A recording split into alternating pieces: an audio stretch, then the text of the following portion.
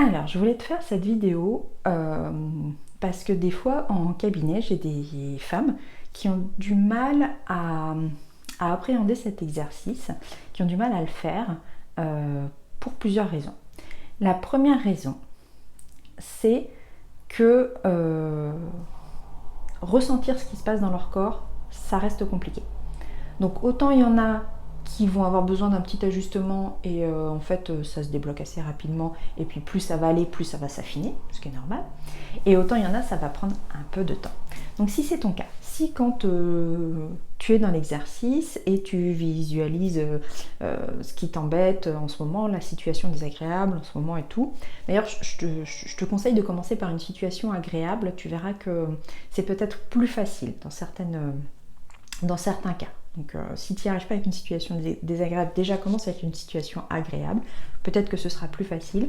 Et ensuite, si tu ne ressens rien dans ton corps, si tu es comme ça, bah non, il ne se passe rien dans mon corps, dis-toi que c'est normal. Ça demande quand même un peu de pratique. C'est normal, pourquoi? Mais parce que, je crois que je l'ai déjà dit, mais en fait, souvent on déconnecte le corps et l'esprit. Déjà on bloque ses émotions, on bloque ses ressentis, on bloque sa douleur, toutes les petites phrases qu'on a pu nous dire quand on était petit, t'as pas mal, ne pleure pas, ou alors la maman qui avait froid, qui mettait un manteau ou un pull sur son enfant sans lui demander si lui il avait froid ou chaud, enfin, toutes ces petites choses là font qu'on se déconnecte plutôt facilement de son corps et qu'arrivé à l'âge adulte, bon, bah, ça demande un petit peu de pratique pour reconnecter les deux. Mais il existe des solutions, bien évidemment. Moi, la chose vraiment que je peux te conseiller, ça va être de faire de la méditation ou de la relaxation. Pas besoin de faire 30 minutes par jour. 5 minutes par jour, déjà c'est très bien, 5-10 minutes par jour. Il y a des petites applications gratuites pour le faire avec ce qu'on appelle des body scans. Ça, c'est vraiment ce qui fonctionne très très bien, le body scan. C'est simplement d'être conscient de chaque partie de son corps et de détendre chaque partie de son corps. Donc en commençant du haut vers le bas ou du bas vers le haut, peu importe. Et on vient détendre chaque partie et être conscient du t-shirt par exemple qui touche les différentes parties de mon corps, consciente peut-être de la brise si la fenêtre est ouverte contre les parties de mon corps, consciente, là en ce moment je suis assise, consciente voilà, c'est sur un matelas, donc conscience du matelas contre mes fesses, mais conscient des points de contact vraiment du matelas contre mes fesses. Je sais exactement où s'arrête le matelas contre mes fesses. Consciente de mes chaussures dans mes pieds, consciente de mes chaussettes, consciente de quoi je suis consciente là. Et tout simplement consciente de la lumière de ce côté-là, alors qu'il y en a beaucoup moins de ce côté-là. Enfin, ça va être, s'il y avait un peu plus de soleil, je pourrais être consciente de la chaleur de ce côté-là et pas de ce côté-là. Enfin, c'est vraiment toutes ces petites choses-là. Donc, il y a la relaxation. On peut aussi essayer tout ce qui va être respiration, donc tout ce qui va être cohérence cardiaque. Là aussi, il y a plusieurs applications qui sont gratuites en cohérence cardiaque et qui peuvent aider aussi, où là on va vraiment se focaliser sur sa respiration, mais ça permet quand même d'être focalisé sur son corps. On peut aussi faire tout ce qui est pleine conscience, c'est intéressant comme exercice. Donc là par exemple, ça va être, je prends ma douche et je suis totalement consciente du bruit, des odeurs et de l'eau qui ruisselle, de la température de l'eau sur notre corps, ou si par exemple on a le machin comme ça là, l'eau elle arrive d'abord là et ensuite la sensation elle n'est pas la même quand elle arrive sur la tête et ensuite quand elle ruisselle sur le corps, ou alors si on a la pomme de douche, et si on change d'endroit la sensation n'est pas la même. Enfin, il y a toutes ces petites choses là qui font que on est un peu plus conscient de son corps.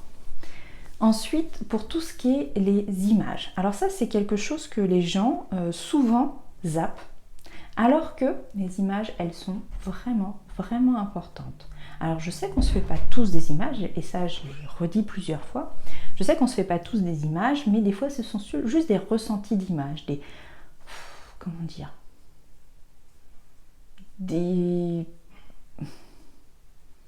comme des souvenirs, mais en fait c'est pas des souvenirs, c'est des choses, des visualisations, comme s'il y avait une image, mais il n'y a pas vraiment d'image. C'est assez compliqué à décrire, mais moi c'est ce que j'ai pas des images précises dans la tête, j'ai des ressentis d'images. Et ces images, elles sont importantes pourquoi? Parce que dans certains cas, elles peuvent exprimer aussi une partie de nous que des fois on enfouit, mais une partie de nous qui aurait envie de frapper, une partie de nous qui aurait envie d'hurler, une partie de nous qui aurait envie de tout casser, une partie de nous... Voilà. Et ça, il ne faut pas le mettre de côté, hein. C'est important et on pourrait se dire, surtout quand on pense à des situations désagréables avec ses enfants, on pourrait se dire que c'est pas bien, que c'est... Non, c'est ok, il n'y a pas de souci. C'est justement un petit peu une soupape. Et c'est justement un peu le côté noir de nous qui veut s'exprimer dans certaines situations. Et c'est ok en fait. Il n'y a pas de problème, on peut l'exprimer. Ce n'est juste qu'un ressenti d'image ou une image. Ce n'est juste... ça ne veut pas dire que vous allez le faire, ça ne veut pas dire que vous êtes méchant, ça veut pas... Non, non, absolument pas. C'est juste que parfois on a besoin d'une soupape. Et que là c'est un peu la soupape. Et que là ça permet aussi parfois de comprendre que on n'avait peut-être pas été chercher la colère autant qu'on le pensait, ou on n'avait peut-être pas... Voilà, peut-être on a bloqué un peu plus qu'on le pensait, surtout ceux qui bloquent beaucoup leurs émotions, qui bloquent beaucoup dans leur corps, ça peut être quand même hyper intéressant d'aller chercher l'image. Deuxième chose, donc la troisième chose, les émotions. Là encore, les émotions, c'est pas quelque chose qu'on nous a appris à exprimer, c'est pas quelque chose qu'on nous a appris même à reconnaître tout court, donc forcément ça peut demander un petit peu de temps. Moi je t'encourage vraiment à avoir un tableau des émotions, une roue des émotions, peu importe, sous les yeux pour t'aider à vraiment mettre des mots sur tes émotions. Et ça peut être un exercice qui est fait à part, c'est-à-dire ça peut être un exercice qui est fait sans exprimer ses ressentis corporels, sans exprimer les images qu'on a dans la tête, juste on s'arrête 5 minutes par jour peut-être, par exemple le matin avant d'aller au boulot, on s'attarde 5 minutes à se dire bon bah je ressens quoi là. Ou alors quand on est au travail, qu'on va aux toilettes, on se prend 2-3 minutes, bon alors là tout à l'heure mon collègue il m'a dit ça, j'ai ressenti quoi. Par exemple, c'est déjà un premier pas pour mieux comprendre ses émotions et mieux les exprimer. Et puis ensuite vient les pensées. Donc là les pensées, il faut y aller, il faut tout sortir, faut tout en vrac, tout. C'est pas grave, on ne vous demande pas de faire des pensées cohérentes. Hein.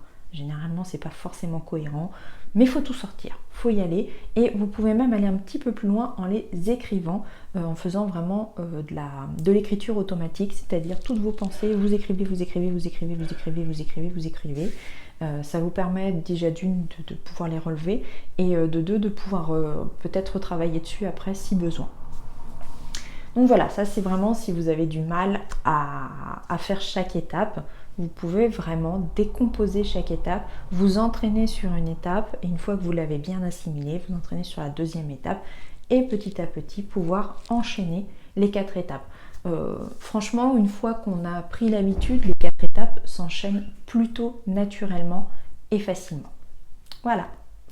Et moi je te dis à bientôt dans une prochaine vidéo.